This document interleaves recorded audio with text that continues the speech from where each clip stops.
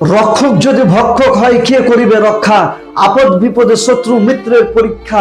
যারা রক্ষক তারাই যদি ভক্ষক হয়, তবে পৃথিবীটাকে রক্ষা কে করবে? যারা রক্ষক তারাই যদি ভক্ষক হয়, যদি রক্ষা করতে দেওয়া হয়, সে যদি নিজেই ভক্ষক হয়, তবে আমাদের দেশ, আমাদের সমাজ, আমাদের পৃথিবী কি করে চলতে পারে?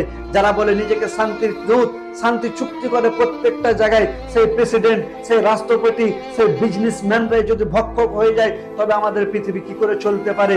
সেই ছোট ছোট নিরীহ নিরীহ শিশুদের কি অত্যাচার করলো তাদের উপরে, কি অন্যায় করলো তাদের উপরে।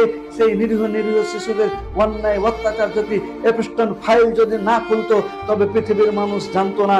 সেই ছোট ছোট ছেলেদের দেখেন, সেই ছোট ছোট নিরীহ নিরীহ শিশুদের দেখেন, তাদের উপরে অত্যাচার করেছে প্রেসিডেন্ট, তাদের উপরে অত্যাচার করেছে বিজনেসম্যান, তাদের উপরে অত্যাচার করেছে বড় বড় শিল্পপতি মানুষ।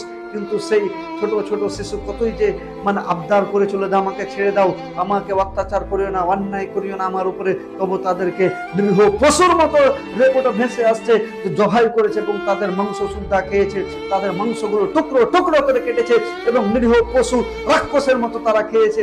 আহারে কি কষ্ট করেছে সেই ছোট ছোট শিশুদের, তাদের উপরে কি অত্যাচার করেছে এইসব নিরীহ পশুরা। এরা পশু চাইতেও খারাপ। কোন পশুকে যদি পোষ মানায়, তবে সেই পশু পোষ মেনে যাবে। যদি তাকে বলে দয়া করো, আমাকে মায়া করো, সেই পশু আগে আসবে না। কিন্তু এইসব মানুষ, মানুষ নামে কলঙ্ক, এরা পৃথিবীর সবচাইতে জঘন্যতম পশু এবং এরা নিকৃষ্টতম পশুর চাইতেও খারাপ।